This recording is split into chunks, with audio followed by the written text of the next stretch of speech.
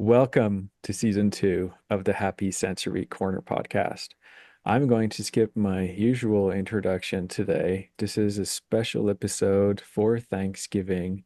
We want to go straight into the spirit of this episode, which is full of thanks for all the people in our lives who have made the difference, who have made us feel like, and you know what? I'm going to stop here. I'm going to let Carolyn take over in a minute. I just want to introduce our guest today, Carolyn Sophia Skowron. She brings us a unique perspective. Usually we talk to parents or we talk to caregivers or we talk to teachers, but today we have the opportunity to hear from someone who is neurodivergent themselves. Carolyn's story sheds light on what it feels like to live with nonverbal learning disability, depression, and anxiety. What's more, Carolyn's journey is a success story, and this is why I begged her to be with us today for a Thanksgiving episode, despite the fact that you are in so much pain right now. We'll talk about it for a second. But your story is a success story of someone who had a very strong support system at home and just about everywhere. And even the doctor that you met at the hospital just a couple of days ago. For many years, Carolyn silently battled her struggles. She worked tirelessly in school, but found it so difficult to feel successful. And it wasn't until her sophomore year that she was diagnosed with NVLD. This discovery was challenging at first, I imagine, but it later became a turning point in her life. Carolyn published her book, Unbreakable, in 2021. I feel like we need to add a couple of chapters this year, don't we? Go for it. Um, and where you share your powerful journey of overcoming all of those challenges. And today you speak for kids, families, about mental health, and you give hope to all those who feel like they're facing unsurmountable odds. And I know that our audience need to hear what you have to say. Guys, bring out your handkerchiefs. It's going to be a doozy. Thank you for being on our show, Carolyn. Thank you Carolyn. so much for having me. I'm so happy I actually was able to pull through and be on this episode. So what you and I prepared and came up with for today's episode is very different from our usual format. I've got 12 thank yous. You know, a tradition for those of you who don't live in the United States, there's this tradition around Thanksgiving to express gratitude, and usually it happens around a feast of a meal. And, you know, we'll say things like what we're grateful for. And in your case, there's so much to be thankful for.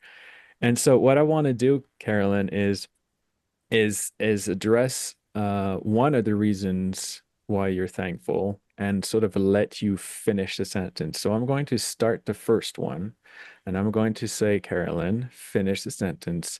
Thank you for believing in me.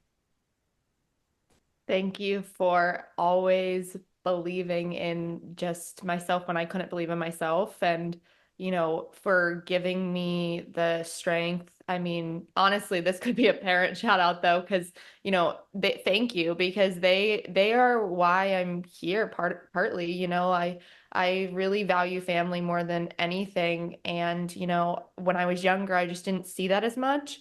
And I'm just so grateful to be here and to be able to have the relationships I do with my family and my sister now. I feel like I want to give you a chance to expand on that. Tell us about your parents a little bit. Oh gosh, where to start? Where to start? No, so my dad is truly the best person in the world. I don't know how I said this to him recently. I don't know how he was at all my recitals. He was at everything. He never missed anything as a kid. And as a kid, it's so important for your parents to be there because like when you grow up, you're like, wait, yeah, you were there. My Hmm. parents are always there for me. My dad, I just am thankful that he just like has such a kindness about him that he works so hard and he's kind of like me where he's always had to work 10 times harder than everyone else, but he has worked and built this amazing life for himself and for our family. And, I'm just so grateful to have him as my dad. And my mom, I mean, most selfless woman ever. I went to boarding school, which maybe we'll touch on a little later, but she would drive up like 8 hours and come up because I was so depressed and I needed my mom. And so she's just the best and is also an amazing cook. But she just really, my mom is just someone I just thank for her wit because she has such a great sense of humor and I've learned it from her. And so it's so fun. Our family meals are so fun. The banter is so fun. And then my sister, I can't even begin to thank her. I mean, oh my gosh, where do I even start with that? Sometimes I don't think she realized how much of a impact and how much she made me want to be a better person and have a better life for myself. And, when we were younger, obviously, kids are fighting over, oh, you took my nail polish. But now it's, my sister's my best friend, and I'm just thankful for that and for that relationship because I always like having a sister is such a special thing. And anyone who is a sister knows it's just you have this unbreakable bond, not to throw that in there. But I just am really thankful for them. And I couldn't have done anything without them. There's another one for you. Thank you for your patience. Who has been patient with me? Literally everyone. No, I don't know how my parents have dealt with me and my friends even too. I'm like, how do you guys like put up with this sometimes? But I thank them for their patience because, I do have a learning disability called nonverbal learning disability.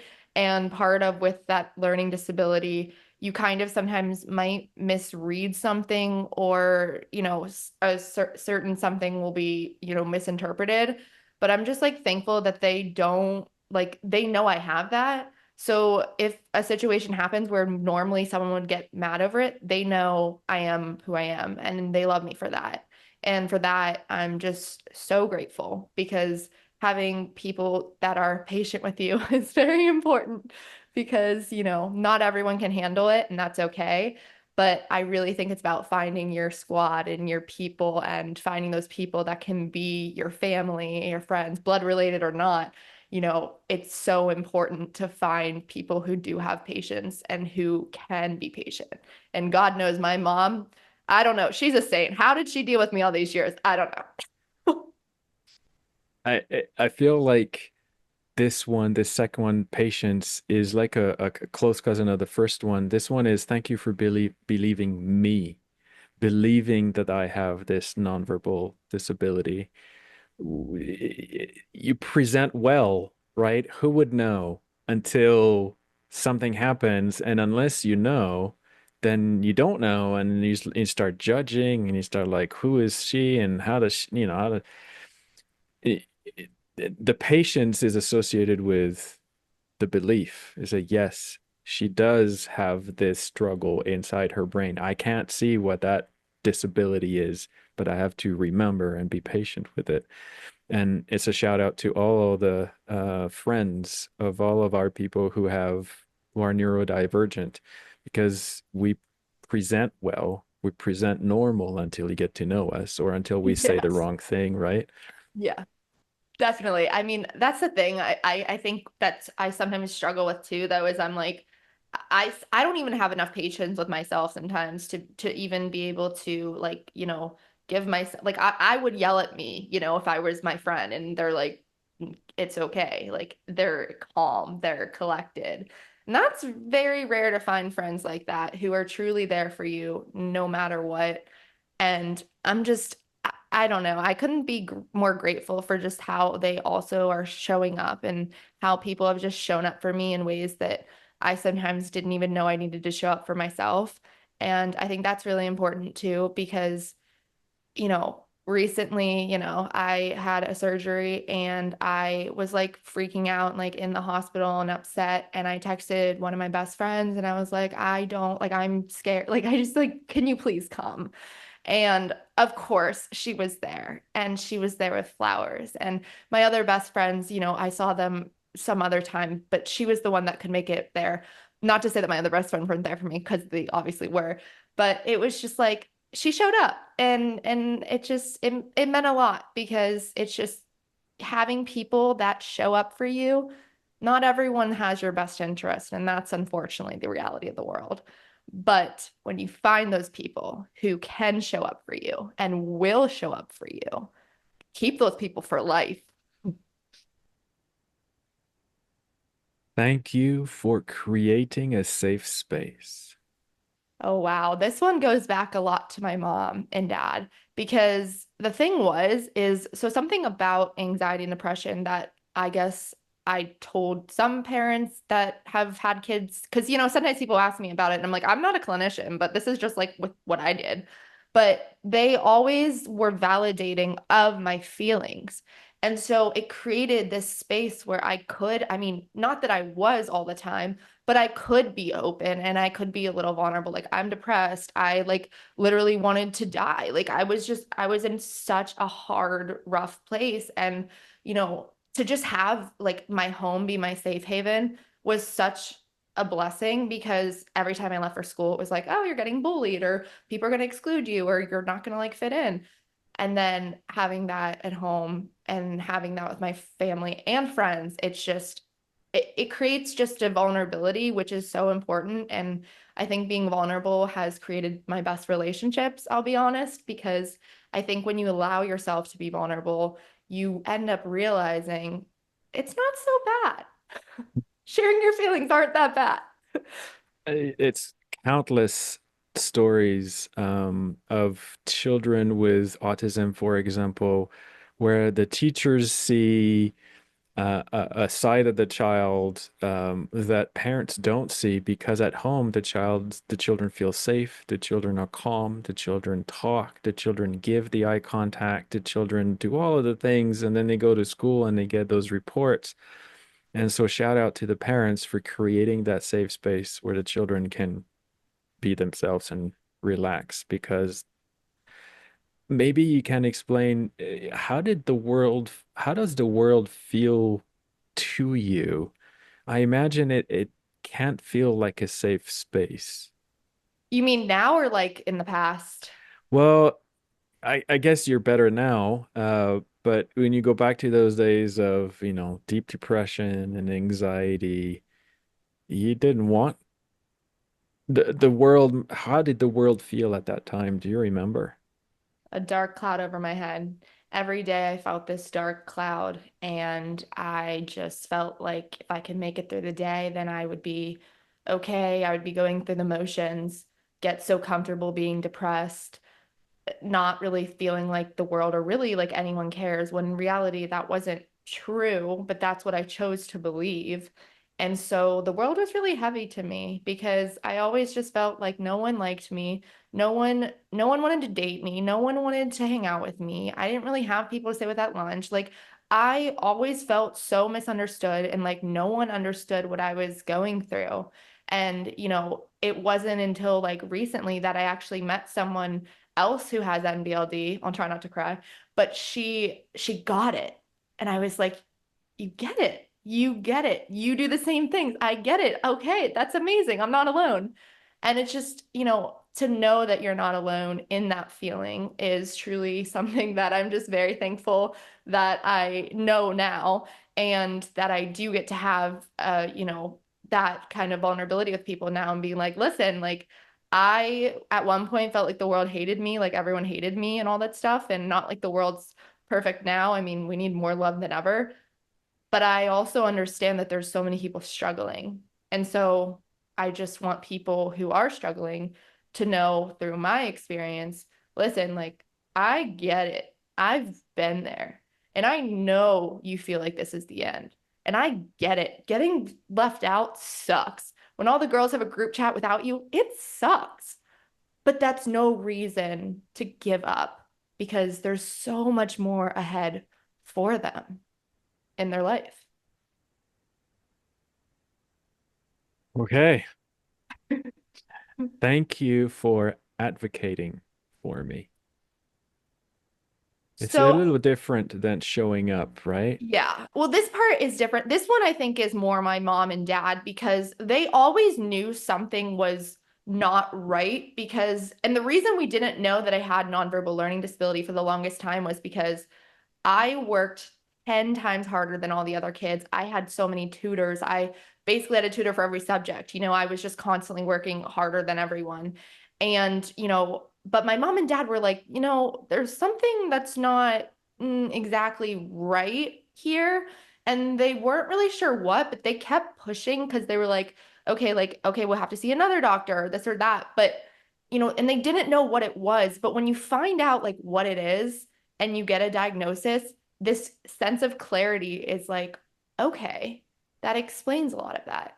And I want to learn more about that because that's why I am the way I am. That makes me part of who I am. It's not all of me, but they really kind of pushed until they found the right doctor who, said, yeah, she has this learning disability. And they're the ones that really kind of, they were the first people to tell me about it and it kind of happened because they kept going. An interesting discussion, and we could do a whole episode on receiving a diagnosis at a point in your life when you can understand it for yourself. I'm Hmm. thinking, we most of our audience, they're parents of kids who have a disability and they work hard to get the diagnosis for their kids. So, and then they get this sense of clarity. This is why my kid is not being able to behave this way, not being able to perform this way, or performing in this different way. And now that I understand, but I wonder how many parents are wondering for themselves. Yeah, I mean, I don't know. It's crazy. I mean, I could do a whole thing about, finding out about it, but it's just like it does open this new clarity because it's almost better to know than to not know. I mean, obviously, I wish I knew sooner. I would have gotten like more accommodations in classes and stuff. But I, well, I still was in remedial math, but I really think that, it's just it's a tough one. You just gotta understand if you do find out the diagnosis, it can't break you. That's what it has to be. It's like if you do find out something, that can't determine, oh, I'm gonna shut down. Because that would have been the worst thing. And that's pretty much what I did. And didn't really turn out well for a long, long time. Very long time. Okay, well, it's an interesting one because the next thank you kind of follows on that thought, I think. Thank you for listening without trying to fix me. Mm. This idea of diagnosis and fixing, you know. Yeah, no, I mean, honestly, I am very thankful that that I do have, the most incredible friends and family. And that was the thing. The thing that I always notice is my mom and dad, like, they would listen and then say something. And something that I didn't realize a lot of kids were telling me is that their parents will just go right in with a fix or try to fix it, but sometimes you just need to listen. And that's just something that she did from the start. I mean, and my dad and sister, like, all of them, it's just being able to say, okay, or yeah, my day sucked. Okay, all this stuff is awful, blah, blah, blah. I just want to vent to you, but I'm okay. And I'm not going to let this day or whatever I'm going through to make me feel like I gotta fix you now or like, whatever. Because, no one can be fixed fully. Have you had people trying to fix you and not listen? So actually, yes. So back when I was in college, I had this one friend, and I don't want to go into it too much, but I was self-harming at the time, and she knew that. And she was trying to get like her dad involved and like all this stuff. And I was so mad. I was like, why are you doing that? You're calling my dad. Then my dad came down to me and all this stuff. And then it led to intensive outpatient therapy. And I was so angry. But I also understand at the time that I didn't see it, but she was just trying to help me. It wasn't that she was, I felt like she was trying to fix me, but she was just really trying to help. And my God, she did. And, she will always be a very special person in my heart for sure. Look at you, way to find a way to fix you be a positive thing anyway. I wonder if all this stuff that you've just been sharing with me about all these wonderful people is basically you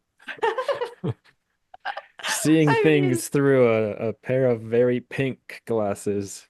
yeah, now I see rose-colored lenses. Um, Thank you for helping me find my own voice.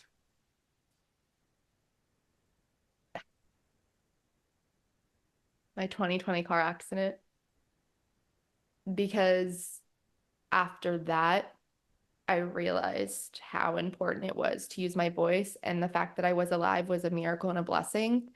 And I wasn't going to take that lightly. I wasn't going to let anything, stop me at that point. It was like a flip switched or something. And I just had this new grateful like mindset and just wanted to be with my family and very few friends. And it was like I had this feeling of like, I'm just so blessed to be alive right now. I just want to be with my people. And yeah, that's kind of really how it did happen. Is I feel like after that was when I really started to feel like, okay, now it's time to use my voice, because I'm so blessed and lucky to be alive, and not everyone has that blessing. And so if I have a second chance, I'm going to use it for good. I'm going to make this world a better place. Even if I help one person, then I'm using my voice and I'm, doing the best I can. And that's all you can do. And since I silently struggled with depression and anxiety for so many years, it's just like it was like something, it was like night and day. I can't even explain it, but I just remember having this feeling of like, okay, you're ready. It's time to tell your story. You had a friend tell you years ago, which I did, tell me that I should write a book because of my story. And I told her, I'm never doing that. And then I call her after the car accident and I said, you think it's crazy that I want to write a book and use my voice now? She's like, do it, go for it. And that's kind of how that happened. Thank you for letting me take my time.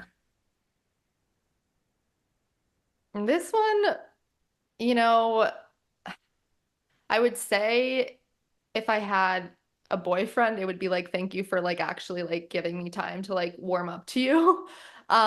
Because let's just say I've had a lot of duds and a lot of peasants that we have dealt with that are now gone, thank God. But I also understand that like when I do have that, I'm thankful for that in the future, because I think the best things take time, and I don't think things are meant to be rushed. I don't think like, a relationship or friendship, even that, and I feel like I took my time to realize that even in myself, and to know though that, there is that possibility of, they will be patient and they will be kind. I can't really think of any other situation just I because. I thought you were gonna go with schoolwork or pressure to do certain things. Well, yeah, that too. That was definitely a part of it. But I also kind of, you know, I had to take my time to realize through my mistakes that, things weren't good that I was doing, and, I wasn't coping healthily, like honestly, if we're going in another direction, my family too, like they took their time, again, I keep going back to them and my best friends, but like it's like they let me heal on my own. It wasn't like they were pushing me to be like, okay, you're all better now.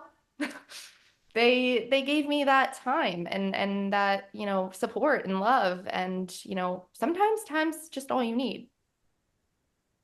Hmm. Thank you for reminding me that my worth isn't tied to my achievements.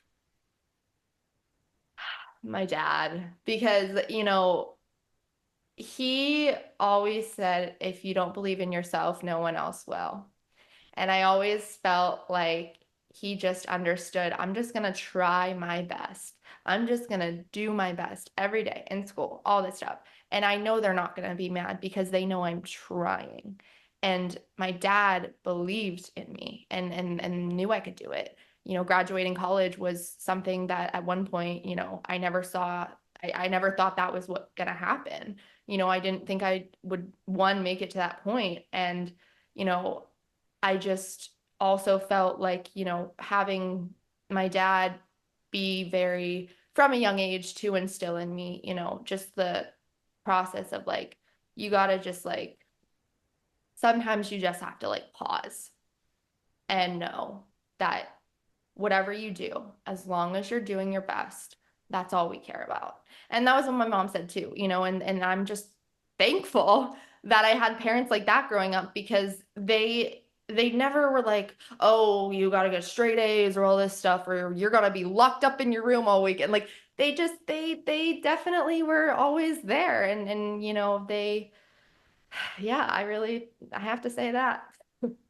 Makes me think of, again, I'm going to children with autism severely affected by their symptoms, and this idea of making the child feel like his worth is not tied to their achievement, I Hmm. think gets missed a lot because there's so Hmm. much pressure to, learn to speak, go to a speech therapist, and learn to ask for what you want and ask for what you need, and put on your own clothes and remember to shower, it, uh, and and and and I wonder how often we basically keep reminding the kids that unless they do those things, they're not loved, Yeah. and how hard it must be.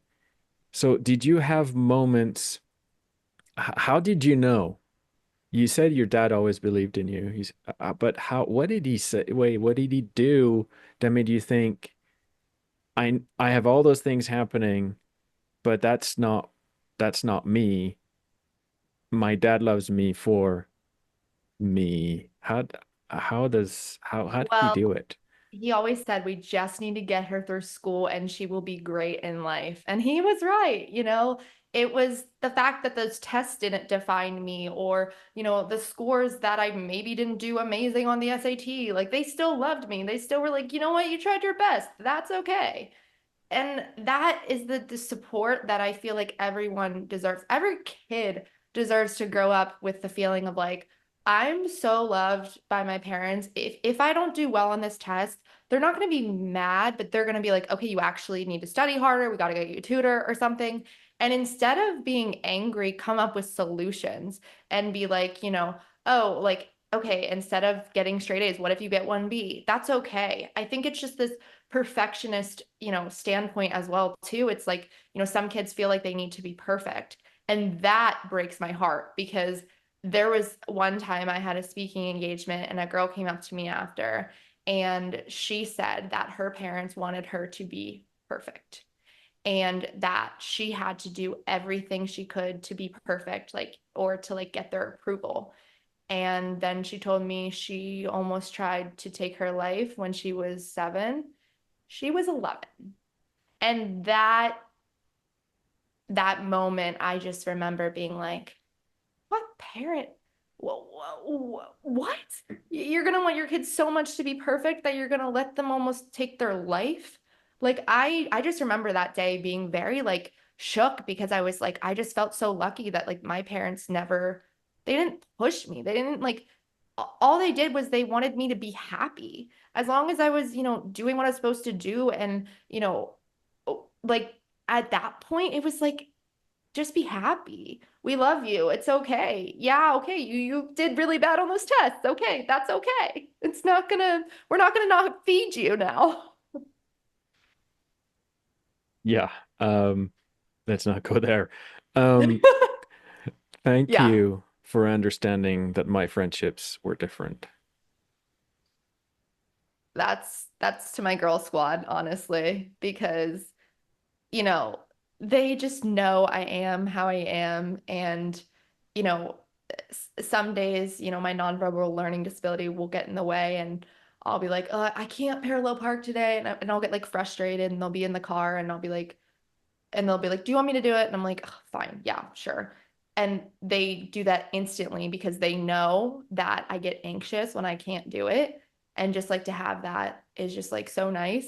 And then when I'm by myself, it takes me sometimes several times. But other times, we just get right in, right out. But no, they really, my girls, like my best friends, I can't say enough about them because they truly now like are such a huge part of my life that I just feel lucky that like I'm the one that they go to. I'm the one they're going to tell their secrets to. And I feel lucky. I feel lucky that they trust me and they, have this love for me because when I was a kid, I never felt like I had friends. I always felt different. I always felt on the outside. When I was a kid, I literally, kid you not, some lunches I would just go to the bathroom crying because where am I going to sit? No one's in this lunch and no one likes me.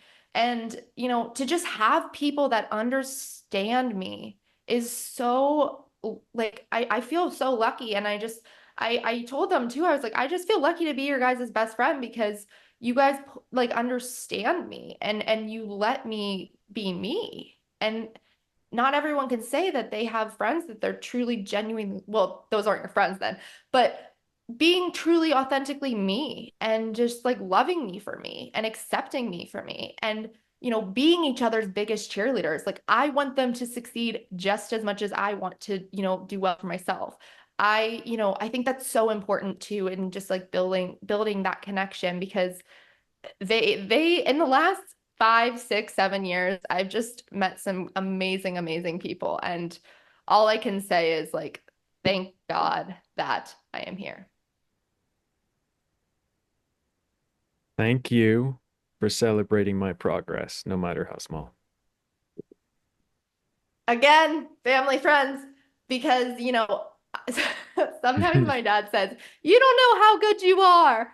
And, and then he'll be like, don't minimize your accomplishment. And I'm like, it's not a big deal. Like, I don't even know. But there was like something that happened, and I was like, okay, that's great, but we're gonna keep going. I'm gonna just like, toss the paper. My dad's like, don't undermine your success. You did this. Like even graduating college, I was like, okay, I did it. And my dad was like, Carolyn, that is amazing. Being the one in my family too to like be the, neurodivergent one. Like it's just like can't really explain it, but yeah. Thank you for being my constant.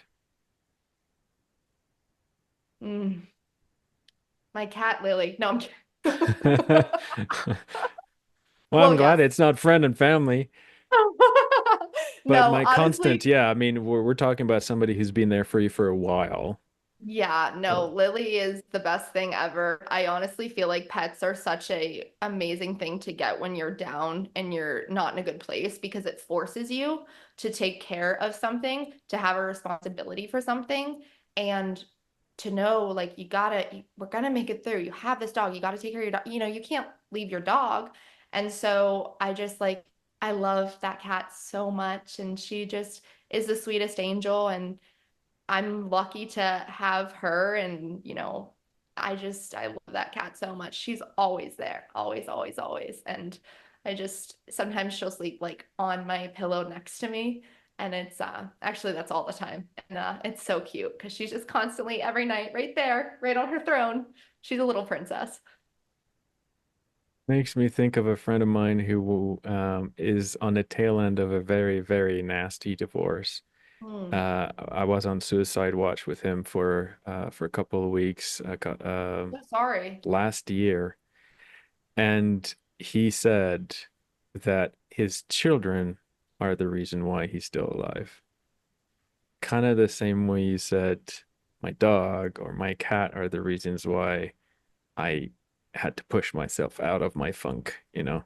Well, honestly, my family too, my family and friends. And I think a But huge, he didn't say that the children were the support that he wanted, but for them, for their sake, he decided to stay, yeah, you know? I think we don't talk about that enough too, is the aftermath of when you make a choice like that, you are leaving so many people destroyed you don't even know. And, you don't know that impact that you're leaving. And it just breaks my heart. And that's why I do what I do, because I want to help prevent as many, suicides as possible. I want to be able to go to these schools and these colleges and be like, look, like I was there. I get it.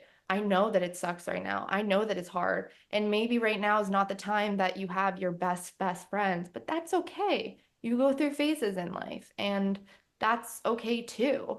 But I really think that it's important to find something to always believe in, because I think believing in something is what's going to also keep you. And I think that was, besides like believing that I would, be there for, myself, but it was also, you know, my faith and family and understanding that I couldn't do any, like, I don't even want to think about it, like what I would have done to my family. And, to be able to say I'm past that, it's almost like I got a second chance at life, is like amazing, because now I know, I'm set in such a good place where I'm just like, okay, like I will, everything's fine. Like, I'm gonna make it through this. Like, I got my family, I got my cat, like, got my friends, and they just are the best people ever. All right, I've got one last one, and it's going to be a hard one. Okay. We've done all the thank yous, and we've thanked everybody else except one person. Me. So I'm going to read them, and I'm going to try not break down. I'll try not to But this cry. one is for you, okay? As in Okay. Carolyn. Thank you for believing in yourself. Thank you for your patience. Thank you for creating a safe space. Thank you for advocating for yourself. Thank you for listening without trying to fix yourself. Thank you for helping yourself find your own voice. Thank you for letting yourself take your own time. Thank you for remembering that your worth isn't tied to your achievements. Thank you for supporting your own mental health journey. I think we skipped that one. Thank you for understanding that your friendships are different. And thank you for celebrating your progress, no matter how small. And thank you for being your constant.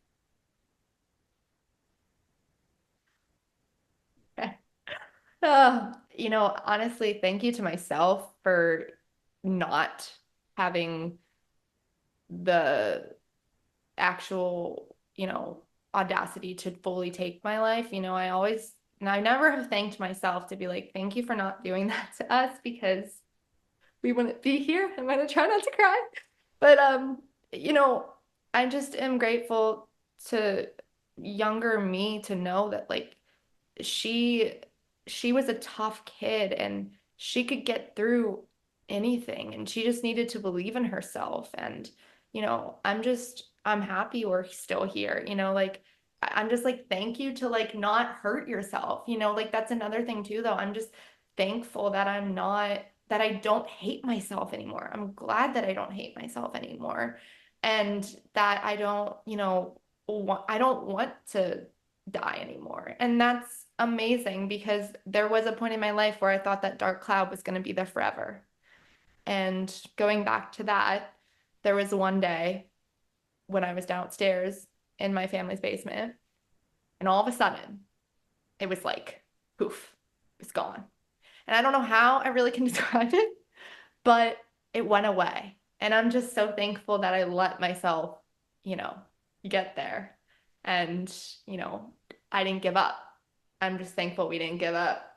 Thankful that we're gonna try to do everything we can to help as many people as possible. And even if it's just one person, thank you for like letting yourself be like able to be that person, to help that person.